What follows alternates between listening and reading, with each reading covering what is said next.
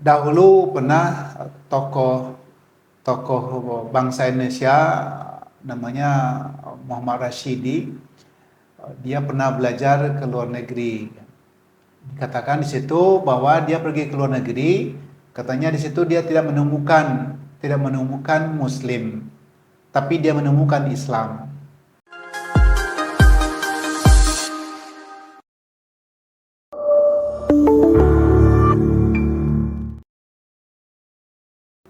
Bismillahirrahmanirrahim. Assalamualaikum warahmatullahi wabarakatuh. Assalamualaikum warahmatullahi Alhamdulillahirabbil wabarakatuh. alamin wassalatu wassalamu ala Rasulillah wa ala alihi wa sahbihi ajma'in, amma ba'du. Allahumma shalli wa sallim ala Muhammad wa ala ali Muhammad. Pemirsa, sahabat podcast Kampus Islami LPPAIK yang berbahagia dimanapun Anda berada saat ini. Alhamdulillah pada pagi hari ini kita berjumpa pada acara podcast Kampus Islami, insya Allah bersama LPPAIK Universitas Muhammadiyah Jakarta. Dan alhamdulillah pagi hari ini pada episode pertama ini kita akan berbincang-bincang terkait dengan Kampus Islami bersama Al-Ustadz Putrandus Fakhrul Razi MA.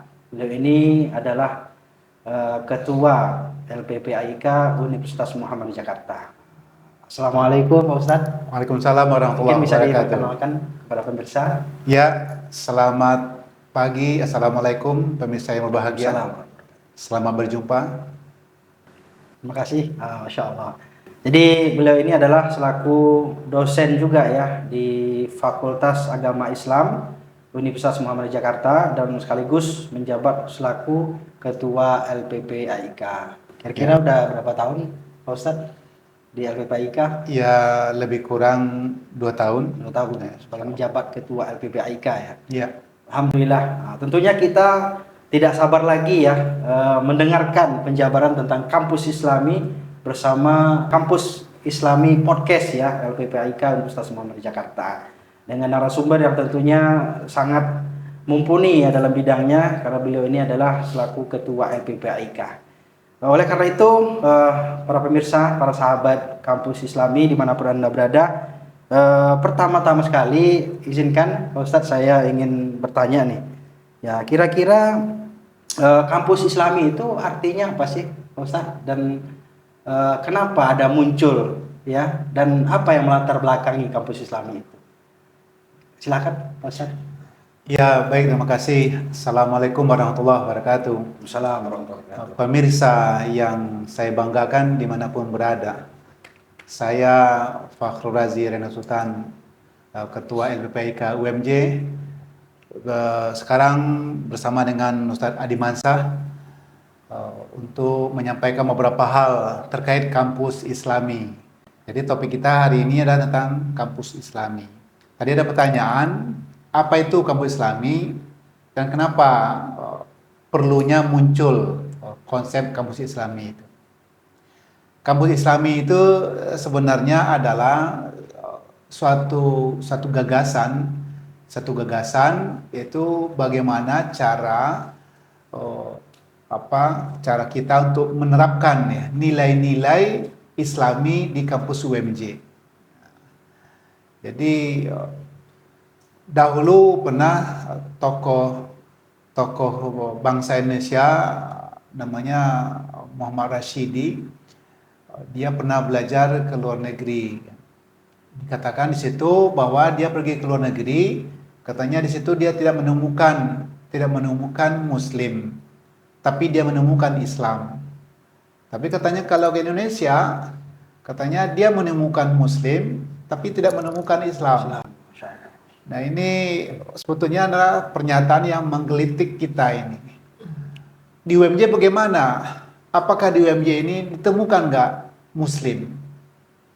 Atau ditemukan nggak Islam? Ini kita mau coba. Ternyata memang semenjak dari perjalanan UMJ yang jauh ini, sebenarnya kita sudah menemukan di sini ada Muslim, di sini ada Islam.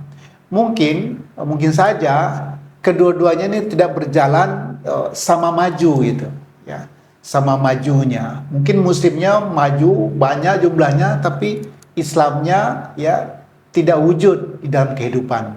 Nah, inilah sebenarnya yang kita inginkan, bahwa UMJ sebagai kampus Muhammadiyah, sebagai amal usaha Muhammadiyah, sebagai sarana dakwah Muhammadiyah, kita ingin menyamakan pertumbuhan Muslim itu bisa sama tumbuhnya dengan pertumbuhan Islam. Masya Allah. Artinya mereka punya agama Islam, keyakinan dalam Islam, tetapi perilaku kehidupan sehari-hari pun kita inginkan juga membawakan nilai-nilai Islam. Ini sebenarnya ya latar belakang pemikiran kenapa ini muncul. Nah, ini secara gagasan ideologis namanya. Ada juga nih Pak Adi, Ya. ada juga ini gagasan kita secara normatif ya. Ini kenapa muncul ini ya? Di UMJ itu memiliki visi yaitu terkemuka, modern dan Islami. Ada 3 tagline dari visi UMJ itu, yaitu terkemuka, modern dan Islami. Kita sebagai lembaga pengkajian dan penerapan Al-Islam dan Kemuhammadiyah di UMJ ini dapat tugas ya khusus, ada blok tugasnya yaitu di segi Islaminya. Nah, di UMJ itu ada terkemuka. Terkemuka itu mungkin aspek akademiknya, aspek sarana prasarananya, modernnya, mungkin IT-nya. Kita ini LPPIK bertugas ya untuk menerapkan, mewujudkan nilai-nilai Islami di kampus UMJ ini. Nah, sehingga pada tahun 2018 Rektor UMJ menerbitkan peraturan rektor yang judulnya adalah Kampus Islami. Ya. Berarti ada SK-nya ini Ustaz ya? Ada SK-nya. Jadi ini aspek yuridisnya nih ya, aspek aturannya, normatifnya begitu. Mungkin gitu kalau ditanya ya apa background kenapa lahirnya Kampus Islami ini. Berarti memang salah satunya berangkat dari visi misi sebenarnya, misi. Betul. Dari visi. Visi ya, terkemuka, modern dan Islami. Nah, Islaminya inilah yang bagian dari lembaga LPPIK ini ya untuk mewujudkan nilai-nilai itu sehingga terwujudlah nilai-nilai atau penerapan kampus Islami di Universitas Muhammadiyah Jakarta itu. Insyaallah. Betul. Ya, jadi kalau boleh tahu Pak Ustadz, kita bicara tentang SK tadi ya. Nah, SK ini kira-kira terbitnya tahun berapa nih Ustadz? Jadi supaya para pemirsa sahabat kampus Islami ini bisa mengetahui nih ya. Jadi kita ketika bergerak untuk menerapkan kampus Islami ini, oh ini loh landasannya ada SK rektornya seperti itu. Kampus Islami di UMJ ini berlandaskan SK rektor ya, peraturan rektor pada tahun 2018. Ketika itu yang menjadi rektornya adalah almarhum Profesor Dr. Saiful Bahri ya, SH.MH. Betul. Semoga Allah mengampuni segala kesalahannya dan maafkan kesalahannya. Amin. Jadi berdasarkan SK itulah lahir satu konsep kampus Islami. Ya, jadi situ ada beberapa indikator ya, beberapa macam bagaimana langkah-langkah sehingga bisa mewujudkan kampus Islami di UMJ itu. Gitu Pak. Baik. Masya Allah ya, jadi betul-betul ada peraturan rektornya ya sebagai landasan buat untuk menggerakkan ya kampus Islami ini. Jadi intinya ini sudah menjadi kesepakatan bersama juga sebenarnya Ustadz ya. Jadi artinya kita sudah tidak ada kegamangan gitu untuk menjalankannya. Bismillah lah. Bismillah. Berikutnya Ustadz, kita juga ingin tahu nih kira-kira indikator apa saja nih ya, atau bentuk-bentuk apa saja nih kampus Islami yang ada di Universitas Muhammadiyah Jakarta ini, yang mungkin para sahabat kampus Islami pengen tahu nih, apakah ada di situ mungkin kebijakan tentang KTR atau mungkin ibadah ya, kajian dan lain sebagainya. Mungkin bisa dijelaskan Ustaz? Ya, di dalam peraturan rektor itu ya, ini peraturan rektornya nomor 372 ya tahun 2018. Pada pasal 2 situ ada bunyi bahwa Universitas Muhammadiyah Jakarta menerapkan menerapkan sini ada 9. Nah, ini kalau ditanya tadi indikatornya, inilah dia indikatornya ya, menerapkan 9 indikator itu. Yang pertama, UMJ itu menerapkan kebijakan sholat berjamaah. Ya. Nah, itu. Sholat berjamaah. Sholat berjamaah. Ini diharapkan ya sivitas UMJ ya sholat berjamaah. Yang kedua, kebijakan pembinaan sivitas akademika berupa kaderisasi ya. Jadi dosen, tendik dan karyawan ya dan mahasiswa. Kemudian kebijakan kawasan tanpa rokok ya, tanpa narkoba dan tanpa minuman keras. Nah, ini ya yang ketiga. Yang keempat ya, seni budaya ya yang Islami. Kemudian etika berbusana. Kemudian etika belajar. Kemudian etika pergaulan ya, pergaulan. Yang kedelapan adalah etika makan dan minum. Serta yang kesembilan adalah etika berkomunikasi. Inilah ada 9 ya, ada 9 indikator dari kampus Islami ini. Iya, ya. Masya Allah, ini luar biasa nih, sangat komprehensif ya kalau kita lihat. Ya, mulai jadi dari ini kita tadi kajian pengkaderan ya, KTR, no smoking, no drug, no miras berarti ya. Yes. Masya Allah, ini penting sekali ya kita tegaskan ini kepada para pemirsa dan para mahasiswa gitu ya. Dan bagaimana berbusana Islami, berkesenian yang Islami. Ini luar biasa sekali. Mungkin kita akan kupas nanti satu persatu pada episode berikutnya ya. Oke, baik. Jadi untuk saat ini mungkin pertanyaan terakhir ya pada episode kali ini tentang kampus Islami itu adalah bagaimana kira-kira menurut Bapak Ustadz nih, apakah sudah ada yang terwujud nih secara konkret nih, kira-kira contohnya seperti apa nih di kampus kita ini? Ya, alhamdulillah sebetulnya semua indikator itu pada intinya sudah berjalan, sudah berjalan. Contohnya sholat berjamaah. UMJ punya masjid 3 di Cerende ini untuk sholat berjamaahnya. Karena kampus kita ini lumayan jauh, besar-besar. UMJ ini punya mahasiswa itu yang aktif itu ya 16.000 orang mahasiswa UMJ. Jadi kalau satu masjid, kita punya masjid At-Taqwa itu paling tinggi itu bisa 2.000 orang itu Pak. Nah mungkin ada satu lagi masjid Mukhlisin dekat Fakultas Hukum ya di luar Fakultas Hukum itu ada masjid Mukhlisin. UMJ punya juga. Itu mungkin ada kalau penuh pun sekitar 500-an ya. Kalau di luar mungkin bisa 1.000 dengan terasnya. Nah satu lagi ada musola di depan Fakultas Agama Islam ya, musola Al-Ikhlas. Itu kerjasama dengan masyarakat ya. UMJ dan masyarakat itu bersama-sama punya tempat sholat berjamaah situ. Nah itu juga ada. Jadi ada 3 tempat sholat berjamaah di UMJ ini.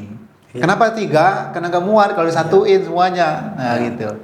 Nah cuma setiap hari 5 waktu itu belum maksimal ya, belum penuh ketiga-tiganya itu ya. Kalau 6.000 orang, 16.000 orang masuk UMJ ya, itu seharusnya ketiga-tiga itu penuh gitu. Nah cuma sampai hari ini untuk sholat Jumat ya mungkin bisa penuh ya, sholat Jumatnya penuh. Tapi kalau sholat 5 waktunya belum.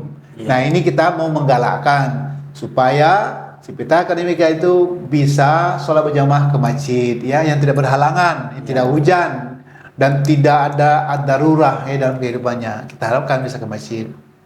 Kemudian ada pembinaan kaderisasi, ada Baitul Arkam bagi mahasiswa, bagi dosen baru ya itu Baitul Arkam. Kemudian ada mahasiswa pimpinan ya, ada upgrading pimpinan. Sejak rektor sampai pada dekan dan ketua prodi semuanya punya kewajiban ya, minimal dalam tahun 3 tahun satu kali ya pelatihan itu. Nah ini tujuannya pembinaan kaderisasi. Nah kemudian juga ada kawasan tanpa rokok. Nah ya ini juga agak berat ya, karena rokok itu adalah suatu kecanduan. Yang sudah dapat kecanduan susah untuk menguranginya. Tapi kita tetap berusaha. Ya kita punya tim, kita punya security UMJ ya yang sudah ditugaskan sebagai pelaksana peraturan rektor itu. Kalau ada yang merokok ya bisa disampaikan ya, ditegur ya. Nah itu ya mungkin ada lagi ya, perbanyak sosialisasi mungkin kali Ustaz ya. Betul. Jadi ada teknik komunikasi ya, makan dan minum ya, berpakaian busana. Nah inilah ya sebenarnya sudah pada berjalan, cuma belum maksimal. Inilah tugas LPPIK untuk memaksimalkan penerapan kampus Islami peraturan rektor nomor 372 tahun 2018 ini. Demikian. Masya Allah. Jadi luar biasa nih ya. Jadi sebenarnya kalau kita lihat sudah berjalan ya, tapi bagaimana kita lebih mengoptimalkan, memaksimalkan gitu ya, gerakan sholat berjamaah misalnya gitu.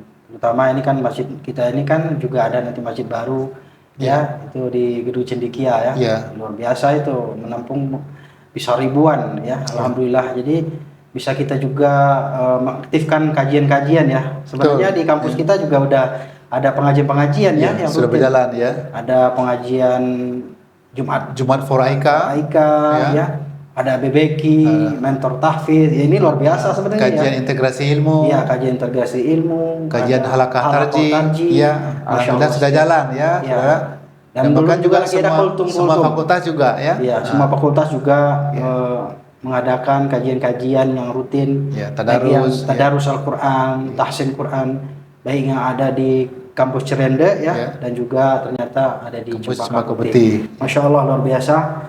Jadi pemirsa, para sahabat kampus Islami, mungkin pada segmen kali ini ya, pada episode kali ini tentang kampus Islami kita telah kupas ya, meskipun mungkin belum semuanya kita jabarkan di sini, tapi paling tidak sudah ada gambaran lah buat kita semuanya, para pemirsa sahabat kampus Islami yang ada di Universitas Muhammadiyah Jakarta ini. Terima kasih Pak Ustadz. Ya. Mudah-mudahan kita ini lagi di episode berikutnya. Setelah ini kita akan kupas lagi karena banyak hal yang mungkin perlu kita jelaskan ya secara teknis juga mungkin barangkali terkait dengan masalah pengkaderan, masalah ibadah, masalah BBQ dan lain sebagainya. Termasuk juga masalah berkesenian, ya, berbusana dan kebijakan-kebijakan yang lainnya seperti KTR dan no miras no drug ya, luar biasa.